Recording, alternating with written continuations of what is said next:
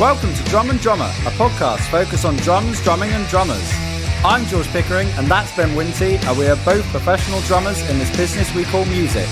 So stick around and join us as we pass the time whilst trying to stay in time. Instead of a penis, Yeah. it's mine and your faces. Whoop, there you go. What's that? Oh. Very good to be back, George. Here we are. Another Good. Thursday, another Drum and Drummer. Another drum and drummer. Sorry, I'm getting... Elfie, do you mind? This is a great start. She started... What's going on? Well, we send each other reels, and she just felt the need to like every single one. I mean, it's my fault. My phone was on loud, and it was... No, it's all right. Don't worry about it. I couldn't hear the bedings. These mics No, are pretty good. I could Yeah, hear the... annoying. That's all I could hear. I was Yeah. trying to focus on starting the Oh, pod. well, this is my one chance to have a break from you Yeah. doing this podcast. And you see it fit. What time are you starting? 9:30? Right. Yeah. I like all the reels at 9:31. All the... Exactly, yeah. Exactly. How are you? I'm okay. Yes, I'm okay. Thank you. Yes. Well, wedding season's back, isn't it? Mm. Yeah. So a bit. I did a gig on Saturday, but before we talk about our gigs, Yeah. because we have been out gigging, Yeah. out earning the bucks, Yes. the Yankee Dollar, the Benjamins, The Robert De Niro. yeah, the pounds, the Great British Pound, The Bunce. Sterling, the Bunsen burner. Raheems, yeah, bit of bunce, hence the bunce. Before we do that, we crossed a little milestone on our downloads. Yep. We passed the 10,000 download mark, Mm. which in some regards you could view that as a failure. But in other regards, you could call that a success. I'd say it's a success. I mean, I think when you compare yourself to the biggest podcast of the day, then I wouldn't say a failure, but it could be deemed as 10,000. Get over it, mate. You know, what is that? But also, Yeah. it's 10,000 cool. can be considered small. It could also be considered large, and it depends on your reference point. Does. If someone said, "Here's £10,000," you'd go, "That's a good amount of money." Yeah. If you're Bezos, Musk, you know, Gates, it's pocket change, Yeah. you know. But I'm sure they still appreciate. If 10 you're grand. off menu, Rogan, the They'd parenting podcast. I wonder when people say, "Oh, Yeah. 10,000 is like a lot of money to like a billionaire," and that, right? I reckon that, yeah, in some regards, no, it's not a lot. How much is this hotel for the weekend? 10 grand. Yeah, fine. If a member of their staff stole 10 grand from the safe at Tesla, they'd be pissed off. Wow, this is it. You don't get to be rich by having all your money stolen. Exactly. You know, or it's the by paying famous phrase. people well. Exactly. Which is why I pay you a pittance for doing this. Anyway, is it almost worth... I'd love to tell people how much we've made. I've told a few people how much we've made from the podcast in the well, 3 years. I'm gonna tell you how much some other people have made from podcasts. Why and have I you think looked it up? Why? I didn't why look it up. No, it was just it was on the news. hurt ourselves? Oh, okay. Go on. It was a news story Go on. about Spotify. Yeah. You know, and you can listen to this show on Spotify. Maybe you are this very minute. But it was talking about their profit and that, innit? But Spotify notorious for not paying musicians well. And now they've changed it so you don't even get any money unless you have over 1,000 streams. Did you know that? No, but... Yeah, it so sounds under 1,000 believable. streams you don't get anything anymore. Yeah. So, But you never got much. I remember your songwriting no, thing. you don't I get remember much you at all. got, you, Didn't you do a thing where it's like it made it so you get a song that has a load of plays? One of yours got to like 500,000, and it was still like it didn't account to any money. You know, it's like Yeah, it's not a lot. Yeah, not a lot at all. But one thing that made me laugh, I sent this to you. You completely forgot I sent it to you. But yeah, I don't remember stuff. obviously, I don't know if people remember when Spotify was starting to make big exclusive deals with podcasts. Like they got Rogan, you know, gave him For an insane 100 amount mil. of money. Yeah. Yeah. Parent in Hell, they took that onto Spotify exclusive. I'm sure there was some cashola exchange for that. But the funniest one Big I time. like, is that they did a deal with Harry and Meghan. Mm. You know, ginger party boy Harry Mm. and ex-Suits actress Yeah. Meghan Markle. Yeah. They had a deal to do a podcast, right? Which cost Spotify reported $25 million, Mm. 19.7 million pounds approx. Mm. And they just did 12 episodes over Yeah. 2.5 years. Absolutely pathetic. Yeah. How long were We the do- episodes? Do we know? Probably less than an hour. I Yeah. reckon. Yeah. Yeah. That's I mean, that's Pro silly. rata, that's a good fee, isn't it? It's at least $1 million an episode. Isn't Yeah. it? You know what I mean? I mean, I'd do at least 15 for less money. Do you know what I mean? I mean, Yeah. we physically are doing less. I mean, we've More done for- all of ours for less Yeah. money. But who made that deal? And come on, Harry and Meghan, Yeah. where's your get it out weekly? Yeah, get it Yeah. out. It's funny, isn't it? Netflix, because Netflix is one that famously pays the big comedians 20 million. It's almost like 20 million if you're Gervais or Chris Rock or whoever. Chappelle. Just get 20 million every time you throw out a special. And yeah, it must be mad. It must be mad to just, I don't know. Like, not only have you done the tour, oh, here's 20 million. Just so it's on Netflix now, you know? Yeah. Imagine that. Imagine that. Anyway, anyway, we but thank made- you to everyone who's listened and got us to 10,000 downloads because Yeah. whilst Because now we've made £112. yes, but That's all the good. figure. If you're listening and wondering, that's how much we've made. But no, it's great and it is good. It You is have- cool. You have It is to cool. go. It is You cool. have to go. That's a good number. Thank you very much. Well, it was nice to see that in the So if someone last. bought you 10,000 tins of beans, that's a lot of beans. Like, Yeah. That's a lot of tins of beans. I don't need 10,000. Stop you know, listing 10,000 things in amounts of stuff. It's like if you turned up to a pet shop and there's 10,000 dogs, you'd be like, "There's a lot of dogs," you A know. lot of dogs. Yeah. But it's weird. 10,000 grains of rice, is Not that? a lot. It's not a lot, you know. It's If you had probably a that lot- in your cupboard, you'd be like, a lot less than "That's you all right." think. Yeah. Oh, Yeah. I can manage that. Yeah. That's all right. That doesn't take up too much fridge space. Yeah. Um, But anyway, thanks to everyone for helping us get to that little milestone. yeah. Thank you very much. Right. What should we talk about now? Well, we've done some gigs, George, haven't we? So why don't we, Yeah, we why don't we have. talk about some gigs we've done? Yeah. Who wants Do you to want to go first? first? I can go first. Yeah. So go. I had a really lovely gig on Friday with 80s Hi-Fi. So I played with 80s Hi-Fi whenever Daphne can't do it, and yeah, it was a theatre in Bracknell. You ever been to Bracknell? Sort of Reading area. Yeah, I know of it. Bracknell, Winnersh, Taplow. Yeah. Didcot, Yateley. Yeah, Exactly. Reading's a big place. Yeah. Exactly. I think I have definitely I've heard of Bracknell, whether I've been there or not sure. Not sure. But it was cool. It was in a it was a proper theatre, and I'm used to playing pubs with 80s Hi-Fi, so it's nice to just be in an actual place. You walk in, you're like, oh, this is more like it. Sort of looking up, like, yeah, this will do. And it was great. It was great fun. It was I'll say my thing now as a drummer is I just want to play bigger places to more people. That's really all it is, Just have more experience of being like, oh, it's a big crowd, 10,000? 10,000 would be great. I think, we've got to 10,000 on this. If I can get to 10,000, faces, retire, And I think that's the thing, isn't it? Right? Okay, you could compare it to this, right? Mm. How many people on average do you think are at a wedding? Don't know. On average? 100.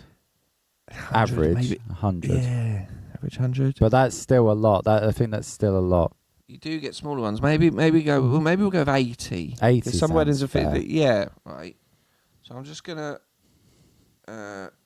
because I'm gonna keep going back to the 10,000 thing. Yeah, okay. Yeah, that's the theme. Probably the name of the episode. Are you 10,000 tins of gonna? beans. I can feel what you're gonna do. Are you gonna look up how many gigs you've done and see if you've over the course of? So right. I knew. So you were gonna I do this. reckon. You're the only person I know that remembers how many wedding gigs they've done. Well, what I did was I made because I have a spreadsheet. I know. That's the thing. Yeah. Go on. And I counted them anyway, and it's easy to track with invoicing if you're organised. Life's not hard. So I've done about 550 weddings, probably a little bit more now, but I'm just taking 550. Average at 80 a gig, a wedding. That's 44,000 people. Yeah, that's over 12 years. So sort of like the podcast, isn't it? It's a lot, but spread out. Yeah. But what you want, 10,000 downloads in 1 week, 10,000 people at one gig. Yeah. And that's just weddings. I have done gigs with other things. But do you know what I mean? It's a similar It mindset. is a similar thing. But anyway. okay, right, I got a question about why you're playing in a theatre and not a pub. What was the reason for the... I don't want to be dismiss pubs, but the elevation in venue. Because they're going up. They're going up. 80s hi-fi are going up in the world. Have you heard of Rhythm of the 90s? So yes, they're I have, sort of they're run by this guy Toby, who's a friend of Dean's, and I've met him a few times. And he started that act as the same thing, probably playing pubs and whatever. And now they sell out, good venues, and it's just from just going at it, just being like, right, let's just put on a show at this theatre. So this 80s hi-fi do it more and more, and I think they're doing a show at Concord too, because it's weird because I'm not in the band, but it sometimes feels like I am, like I'm sort of involved in some decisions and stuff. Like they've got an idea to move it all onto Ableton and have a screen behind them and stuff, and have all that stuff and lights synced up and all that, and I think I'm going to help out with that. So would you say that the jump to a theatre was due to the band's aspiration, or was it did the band go, let's book ourselves a theatre show? I think it was that. And I think that's you just good, man. book it on. Yeah, and they just go, right, okay, we're doing the pubs, we've got our set, we're getting there, we're solid. I think because it's like, because the Black Lion's probably the lowest bit, and they don't play there anymore because they got fired from it or something. I can't remember. It was an odd story. But then like the Brunswick was like a level up from that, where it is like it's a pub, but it's like a better venue. But then this place was like another level up. It's like now we're in a proper theatre, and there's proper lights and free sound guys and whatever. And yeah, I think that's just what they're doing. They just kind of keep building it, and and it's people will come back and stuff.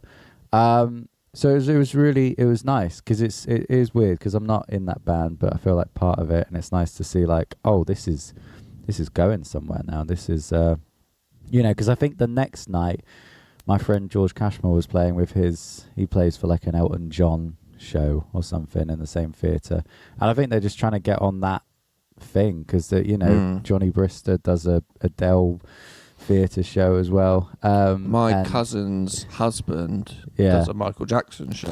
This is it. And they tour around theatres around England and Europe. This is it. And once you get on that circuit, if you can bring in a crowd, because I can't remember how many people they had, but I think the capacity was 350, and it felt quite full. And I can't remember how much tickets were, but it was like, it's like if you sell it out and do a few of them every week, in the 350 people, £10,000 a ticket. Good. Exactly. You do the maths. Yeah. But I'll just seriously do the maths. Yeah. What now? No, just the listeners. Yeah. Do it. Figure it out. No, I'll just say drumming wise, it was quite a lot of fun though. Oh no, here's something. We did the sound check, and I was using my drum kit. What's the snare that we bought? The Pearl Sensitone? Sensitone, yeah. And he was like, and the sound man was like, not to be really nerdy, but I think that sounds more like a 90s snare than an 80s snare, And I was like, let's tune it down a little bit then. And so I tuned it down, and then it was just better. And it was like, oh, here we go. And it was just nice. I think it was one of those gigs where I would in my head just go, because you go like, a 90s snare, that Sensitone, a slightly shallower snare, metal is going to be a bit more crack, and an 80s snare is going to be a bit more yeah. Do you know what I mean? Yeah, exactly. Yeah. And it was nice to kind of think about that, because you're kind of going like, oh yeah, this is why you need more snares in your arsenal. You know what I mean? Because it's like when you, and it was the first time I've had someone go, hey, maybe a different one for this, and it would have been great if I'd have bought another one. Because sometimes I do bring 2 snares. If it's like, it feels like a big gig, I'm like, maybe I'll just bring 2 to just see.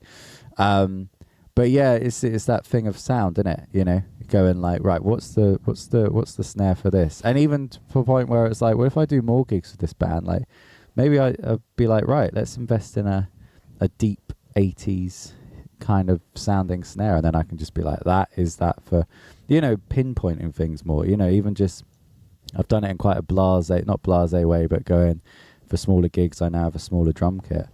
But I think that's how, you know, drummers And I'm do assuming, I think I saw a picture of it on Instagram you put of the kit in the theatre, and you used your Tama, yeah? Yeah, big time. Yeah. Because it was like big stage, so I used the big kit. No, I'll just say there was a few moments where I was like, oh, this is really fun. This is I mean, the whole gig was fun, but it's what I really like is when you're playing and it'll be say like a drum break and it's only you, and you can just hear the sound bouncing back, and you're kind of watching all these people, and you're like, I'm the only one making any noise right now. It's quite a nice feeling, isn't it? You're kind of like, if I stopped, if I stopped, would really kill this. Yeah. I could, yeah. No, it's great. There's a bit in Let's Dance where it's just drums, and then like bow bow, you know, and from the keys, and I was just like, oh, this is cool. I was just like playing a beat and just watching it, like, I'm the only person. It almost feels like I'm the only person talking right now. Do you know what I mean? I really like that feeling. It's almost like a feeling of power. I think that's why, without getting too into it, that's why I want to play bigger places, more people, because I like that feeling of like, everyone look at me. Do you know what I mean? I'm the only person making a noise in the room right now. So listen. Maybe that's it. Maybe I wasn't listened enough to. I don't know. And then you stop and you go, while I've got your attention. Yeah. Check out this podcast. Yeah. Yeah. Yeah. Everyone, look under your seat. You'll find a card. On there is a QR code. Yeah. We need you to scan it now with your smartphone. Yeah. If you don't have a smartphone, we will get you a link another way. But seriously, go on this, hit subscribe, hit follow, listen, enjoy. And I'm not playing again until you do it. So we've got ushers. Ushers, turn the house lights up. Ushers are going to walk round and just check that you've used a genuine email address and that you are generally on board with this. And then I will continue with the show. Exactly. Well, here's another thing. If I'm doing these backdrops for the 80s band, I could just slip a few little drum riffs. Just some subliminal, like in Fight Club. Boop. Yeah. What was Instead that? of a penis. What? Yeah. It's just mine and your faces. Whoop. There you go. What's that? Oh. And then they leave the show going, oh, good show. I think I need to listen to a podcast about drums. Yeah. I don't know. I've got a long drive home. Yeah. What should I listen to? So anyway, I'll just finish my bit quickly. So after that, I stayed at a friend's house. Liddy, you remember Liddy? She came to your Oxygen Thief gig years ago. You might remember her, might not. She lives in Fleet, which is near Bracknell. Yes. Yeah, not bad services in Fleet. No, no. Yeah. So I realised that my gig on the Friday was Bracknell. Saturday was Silchester Farm. Yeah. And I was like, oh, she lives in between. So I was like, I said, can I stay at yours? And then, stayed at hers after the gig. Next day, we got up, we had a wander around Fleet. It's nothing special, but, went to Gales, went for a wander around the nature reserve or something. And then I had another gig at, Silchester Farm. And there's not much to talk about here. It was an electric kit. The sound was better this time, but it was an electric kit. Elliot was on the gig, which is always great, but it was an electric kit.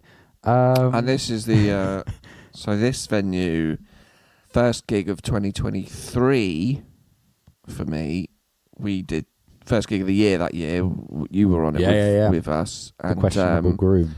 Blew a tyre on the way home. Yeah, oh my God, yeah, of course. Yeah, that one. Yeah. And subsequently, Neil's played there again, and they now have no amp and no amp rule. It's just awful. Yeah. But whatever. Yeah, even the pizzas aren't good. Do you know what's mad? It's like they have that amazing pizza oven, under a fucking metal gazebo thing. And you can just tell it may as well just be store-bought pizzas and they're just like thrown in the oven. Get some real dough there. Because when we played there last year, I feel like that was a very early wedding, like one of the first weddings hosted there. It all looked quite new. Yeah. And it's like they've just gone, let's turn this old farm into a wedding venue for the cashola, and let's just copy what other people have done. But it's not as good. It's not genuine, you know. No. And then they've obviously got sound issues. Fine. But but it's just like, yeah, whatever, innit? This is it. They all had a good time, but, I was quite eager to get away. Go home. Yeah. Because I'd work the next day. Anyway, that's me. But it was quite a nice weekend. It was quite nice to, have a weekend in Reading. No, it wasn't. But, good gig, though. Great theatre gig.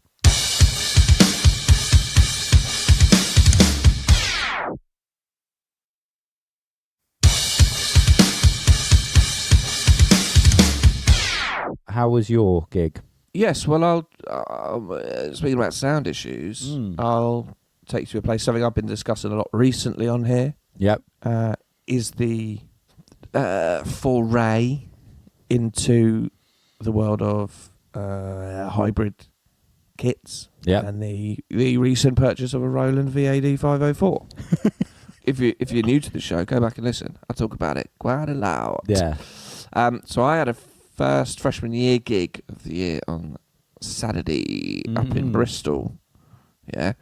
Now, this gig did not mention any sound restrictions. Oh, yeah. But you said my about this, goal... you're going to bring your own cymbals and stuff. Yes. So my goal with the Roland is that I will use that at every gig, whether there's a sound issue or not. And what I did with this gig was I took both the Roland cymbals and my real cymbals. And the plan was to use kick, snare and toms from the Roland and real cymbals. Now that's a hybrid kit. Now that's a hybrid kit. Yeah. So the day before, I set it up in the studio, in the rehearsal room at studio, just to see how it felt, see what it. Because also on the back of the TT27 module, you can separate the kick and snare outputs. Yes, so I'm it has saying this. A direct output 1. You can reassign it, but I think it defaults to kick and snares, channels 1 and 2. So you can send the kick and the snare out separately to front of house, and then you can have a stereo. There's a main stereo out, which you can have for the rest of the kit. And one thing I had to learn was actually how to reroute things, because I got it set up. You plug the kick into channel 1. Yep, I'm getting kick on its own. Great. Same with snare. But when I plugged the toms in, the main stereo out, I was still getting kick and snare through the main out and the separate channels. So what I had to do was just go into the system and just go to routing, and then you can just turn on or off or decide where you're sending things. Yeah. So I just had to stop the main and left and right out, turn the kick and snare off. So I got that working fine. And then I set up an XR, so I could just then put it through my in-ears as well and just see how it felt playing. Because if with no sound through the PA or no sound through in-ears, if you play a beat, obviously you've just got the little tiny tap of a kick drum pedal, mesh heads, and then just real cymbals. It's mental. Yeah. Yeah. But running it through the PA and into my in-ears and playing it, it just felt like playing a real kit. Yeah, yeah. Because I normally have kick in my in-ears anyway. But it was surprising how comfortable it felt. Yeah. Having kick, snare and toms only in ears as an electric kit, but playing real cymbals. And then as well, because the kick, snare and toms, like, they look real and they are they're full size. So playing wise, and the snare's sensitivity is really good, and rim shots and stuff, like, that's the one thing you go, oh, that is the biggest difference between playing a real kit and electric kit is the cymbals. Yeah. That's the biggest difference. The nuance and hitting metal and the way a cymbal reacts when you hit it is just not replicated properly through a Roland cymbal pad. No matter how good they are, it's just not. So that was the big thing. But I was like, right, cool, it's all working. And this was the first gig I was going to try it on. and the first gig that Neil was going to do front of house on. And I said to him, I'm bringing my real cymbals and I want to run the Roland through the front of house. And and we did it. We set it up and it was really good. Nice, yeah. Like Neil said, it was great. Because he's still got individual control over the kick and snare. And then basically just had the toms on their own stereo channel. Yeah. And they were coming through. So it was almost like, because kick and snare gets mic'd normally, but we don't normally mic toms at a wedding gig. No. But it was almost like... And they can get lost, right? They can get lost, yeah. You know. So it was a case of just play it and then matching the shells through the Rolands to the level of the cymbals. Yeah. But it just sounded great. Yeah. Yeah. Through front of house, and it sounded great in ears. Yeah.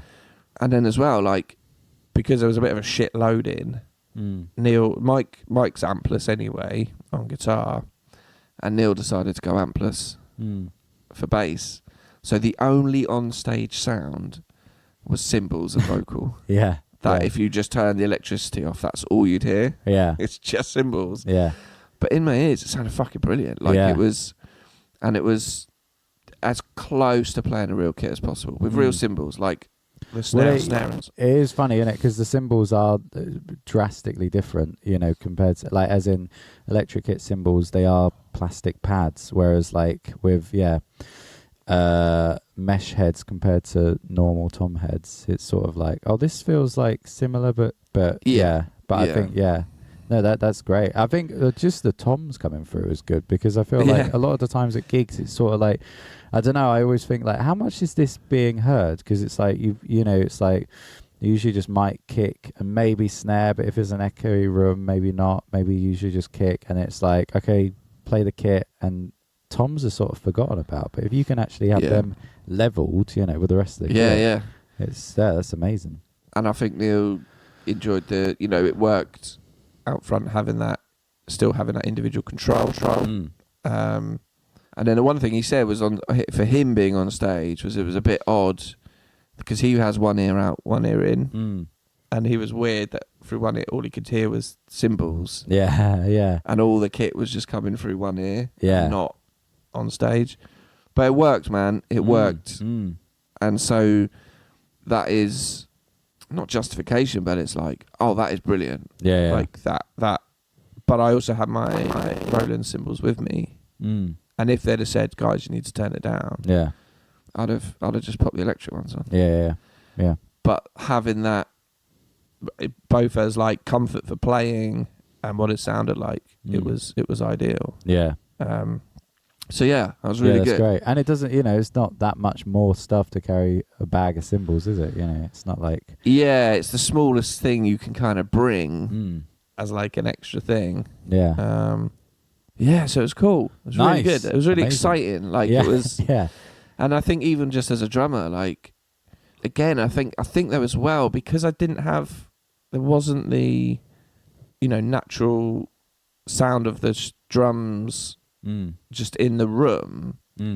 Like my ears, I didn't have to have my ears as loud. Yeah. Like my ears as loud. It all just felt like cleaner. Yeah. And I could have things better balanced. Yeah. In my ears. Yet it still felt like... Do you remember I said when I did the first couple of gigs of it with the cymbal pads that like I felt like I had to play differently, and I felt even though as a sound member I was playing quieter even though it doesn't matter, because there's a ceiling to the volume I kick. So I felt more that I was playing on those first couple of gigs. I was playing like heel down on the kick, but this freshman year gig, the nature of the music, it is more pop punk, metal, emo. I was playing just as kind of hard as I would an acoustic kit. I do think some of that is down to the genre, but I also think some of that is down to the cymbals. Yeah, definitely. There's something about leaning into a metal cymbal. Yeah. But then I also found I just had to be a little bit more... I think because you lost like... I think it's very rare you ever play 100% velocity on an acoustic kit. I think you can, when you're playing loud, I think you're always playing at like 80. I think you have like a self limit, and then if you need, you can up it a little bit more. So I think I was around that like 80%. But then obviously with kick and snare, and especially snare, you can't go that extra 10-20% because you're at max volume of the drum, of the electric drum. So what I had to find is that if I wanted to give it more power, I realised I can't generate more myself, but what I can do is make sure I can't do that on the cymbals and not get the same from the snare. So it was self-dynamics of making sure I kept the cymbals at that sort of 80%. And didn't push them and the snare, but the snare can't go any higher because it's electronic. Does that make sense? Yeah, it does. Yeah. It's so I just had to still keep that going. Well, that you're playing Rage Against the Machine. It's like I might be doing the hi-hat harder in this groove than I was for the majority of the set because of the nature of that beat and that riff, but I can't get the snare louder than that. So just don't push the hi-hat more than you need to. Don't hit the crash as loud. So then it was really as well, I think, just learning what the in-ears should be doing, like making sure I'm not trying to get more out of it physically that can't be delivered. So make sure you just have the right balance. But it was great. It was really good. Well, that's great. No, I know really what you mean good, with that. Is like, I remember the last time I played Silchester Farm and I was hitting that electric kick. So I was like, come on. Like, I think it's almost that control thing. I feel like, what I sort of said about the theatre show, like, I like being, like, right, I am in control of the tempo and the dynamics and everything, and everyone listened to me because I'm on this big drum kit. And then suddenly when I was on the electric kit, it was just it felt like people were swaying in out of time because they just couldn't hear me. And I think this time it was sort of like, just we'd sorted out the in-ears were better, but it was still, the thing I find about electric kit is it's like I miss it sort of just, I don't know, that immediate when you hit a snare and it sort of echoes around the whole room, and that sort of feeling of, I don't know, like I'm in charge and everyone can hear this and this is a drum kit. But I think if you've got, I don't know, maybe real cymbals and it sounds like it's better, then you can sort of, do you know what I mean? Like, do you feel like it's the band are as locked in with it, or is there perhaps? I think there is an element of, because Neil said to me before, he said like, so I said, do you think you'll ever go ampless? Yeah. And I know people who do, and I know people who don't. I tend to find guitarists are more comfortable going ampless than bass, and there is something about having that on-stage sound of an amp or a cab. But I wondered, is that because there's a real kit on stage that you just always have that on-stage kit? So you want an on-stage presence to fight it. Whereas if you're ampless, you can hear a drum kit right next to you, but only your instrument in the ears. And so I said to Neil, did you find that being ampless was okay because there was no shells to fight against on stage? And I think he said overall probably yes, he just needs to get used to it. So I think that if people know what they want in their ears, then I think it's better overall for the band because you're not fighting a real drum kit that's just dominating audio, like the stage. So you're not fighting having to put your ears at a level to, do you know what I mean? To overcome that bass level, that baseline volume of there's just a fucking real drum kit being played. Yeah. Yes, the cymbals are loud, but they're kind of, if you get the levels right, I had it balanced, so it just felt like when I'm grooving on a crash beat, the kick and snare, it's the level I expect them to be at. Yeah. So I think it just cleans up a lot of the onstage sound. Yeah. And putting it more in your ears, I think there's just less volume, there's less fighting. Yeah. I think so audio. too, because when I was playing, Ben Y was like, oh, I really had your kit loud today, and I didn't have to feel like, where is the kit?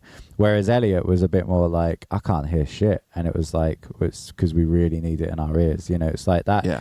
The kick and snare, like I could barely hear the kick on the electric kit. But that might also be because it's not, you know, a $3,000 kit like yours, where you could, you know, change the, I don't know how be more specific with this one. I think that was really, really important, is the multiple outputs. Yeah. That was, I think it would be for both front of house and in ears. Like the fact that I could just go, I need more kick or more snare.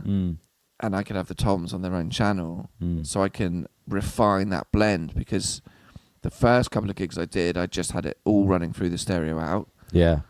And for whatever level was worked out front, in my ears, is like the kick drum is so loud compared to the snare. Yeah. So being able to adjust the kick and snare and the tom separately was brilliant. Yeah, definitely. But I did say to Mike, just to let you know, I said, I've got this new kit, I'm doing this hybrid setup, like, you're not going to hear any drums on stage apart from cymbals, so you need to make sure you have the right levels in your ears, because I think a lot of people go, I can sort of hear it, that's fine. Yeah. And that's great, but when you switch to electric kit and you lose that on-stage control and presence of a real kit pumping away, if you don't have it right in your ears, that's when problems can arise. Well, I'll tell you this. I had a weird one on the theatre show where I had one ear in, one ear out, which I never do. I usually just have both in. But it was because it was a bigger room, and I don't know, it was just through my ears, what I'm getting is the click on the track, and that's it. I don't get any monitor mix. But it's usually okay, because it's usually like, I know what the songs are, and then it's fine. But with this, I was like, no, I really need to hear stuff. Like, I couldn't hear, I don't know, I was losing like a lot of my kick and snare, and I had a big, you know, on stage monitor to my left. So I had right in-ear monitor in, and then left, I just took it out. And then it was really fun, because then I had click in the right, and then I could just hear everything else in my left. And then, you know, it's sort of, there's some songs, I mean, it's almost like half and half, like track and, you know, just live. And when it was live, I'd just take them out. And admittedly, I was like, this isn't good for my hearing. I'm just going no earplugs or anything. But I was like, it's fine. It's just one gig. But it was an interesting one, because I never do that. I never have one in, one out. And it was very much like left ear hears everything. Do you think that's because you're in a bigger venue? Yeah, I think normally so. In a smaller venue, you can just, everyone's amps are closer, everything's closer, you can hear it. Whereas we've, you know, asked drummers about moving to a bigger show, and they're like, oh yeah, now I can't hear. Yeah, it's exactly and even that. The other way, if a guitarist is now 20 feet away from the drums, they lose that being sat next to the kit, essentially, and having that real kit. And I had it with Auction Thief, where it's like doing a festival on a big stage, and Barry's going out of time, because he never normally has drums in his monitor. Yeah. Because he's stood right next to it. Yeah. But now he's 20 feet away. You can't hear the real drums. So I think that's... Yeah, it's exactly that. You know? It's exactly that. And I think also just wanting to hear, I don't know, the crowd and stuff like that as well, because it was a great crowd, and I almost didn't want to miss out on that. But it was like, I think that needs to... With that band, it's like, as the venues get bigger, it needs to be changed, you know, like, really have a good in-ear mix. Because it's fine for pubs, you know, you just sort of have the backing track, and then you can kind of sense everything else. You know, Jamie's right there and Dean's right here, and you're like, okay, we're all fine, we can all see each other and all whatever. But with that, it was like, oh, I can't hear, even just feeling my own kit, you know, as soon as I put both in-ears in, it's just like, just click and track. And I'm like, I was like, the first few songs, I was really smashing the kick drum, because I'm like, is this even being heard? Yeah. And then you're like, no, take it out. Oh, there it is, you know. So yeah, it's an ongoing battle. But do let me know when you get your in-ears though, because that's what. Yeah, I got confirmation from ACS that they've received my moulds. Yeah. So it said in-ears 3 to 4 weeks. Nice. So we're just about 1 week into that, so hopefully. Nice. And one thing I'm hoping as well with the Roland, sorry to bang on about it, bit of broccoli, is that having that so getting used to it, everyone getting used to it, like, it's different for everyone, so you have to get used to that this is the setup, right? Yeah. But I think everything's there for it to be good, and I think it really was good. but what it could possibly bring in, and not just even venues with sound restrictions, but all different types of sounding rooms. Like you go in a teepee and you hit that kick drum, it sounds like a real kit. It sounds fucking abysmal. The front of house has to do so much to get the low end back out of it and all this and sort of stuff, where this kick drum's going to be universal. That the sound that comes front of house, whether you're in a swimming pool or a marquee or a castle, it's obviously the room will react slightly differently, but the fundamental sound of that kick drum is going to be the same. So hopefully it just brings some consistency as well. Yeah, definitely. And then you've just got real cymbals or electric, depending if there's volume. So it was great. I was really pleased. Nice. I was $3,500 pleased that it worked. Well, thank God it did work. It's funny being consistent. I'll say one more thing. I saw when Jamie turned up, this is a bass thing, but he had a picture of his amp settings from obviously the last time he played there. And I was like, that's interesting. Do you know what I mean? It was just like, he just went, well, that worked last time. I'll start off from with that particular venue. Yeah, on his amp, it's just like, okay, that works.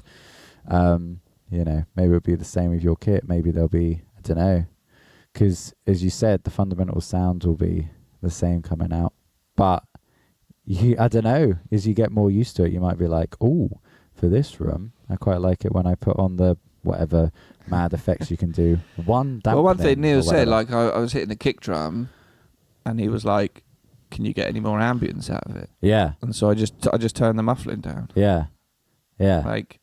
And then doing the toms, they were on their own stereo channel, and he's like, "Oh, the floor tom's a bit loud compared to the rack." Yeah. So I just turned the floor tom. Yeah, exactly. And you're like, great. Yeah. Yeah. But I think it's really interesting. I wonder I don't know if anyone else has done that.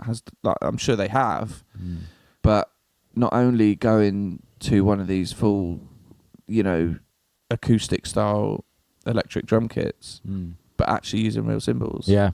And because I think as well, like in your ears and on stage, like the cymbals are, at a certain frequency level where I meant I got like clarity in the ears with the kick and the bass and guitar, because the cymbals aren't really interacting in those frequencies. Yeah. So you didn't have this cloud of mud just naturally on stage from low end. Yeah. So it just felt like sometimes, I don't know if you find this when you play with an acoustic kit and you're doing your ears at a wedding where the kick drum's mic'd up, it's a mic in the kick drum. Yeah. And you're boosting it on the XO in your monitors, and you're like, in your ears, I can't fucking hear this at all. Yeah. Whereas this is like, there it is. Amazing. Yeah. Because there's nothing else on stage fighting it. No. It is purely. Anyway, it was really good. No, that was nice. So I got a couple of pictures. So yeah. Pop them on the old gram. Yeah. Send them over. Let's wrap up there, boy. Yes. Good idea. But yeah, good to chat as always. Yes. We may have a guest. Hope you enjoyed. No, not next week. We'll have guests soon. Yeah, we're lining some up. Big time. So get ready for that. Thanks for the 10,000. Yeah. So is it downloads across all the streaming platforms, or is it just Spotify? Yes. Okay, cool. Yeah. Well, thanks for that, everyone. Yes, thank you very much. It's it's great. Here's to the next 10,000. Exactly. Lovely stuff. Stay safe out there, people. If you're starting to gig again soon, enjoy it. Yeah. Make hay while the sun shines. Yeah. And follow on Instagram. Send us an email. Yeah. Like and subscribe. All that. Give us a rating. Spread the word. It all helps. We'll see you soon. Bye-bye. Bye-bye. Thank you for listening to Drum and Drummer. You can find us on Instagram at Drum and Drummer Podcast. And you can send us an email to drumanddrummerpod@gmail.com. Remember, just pick up the sticks and twat it.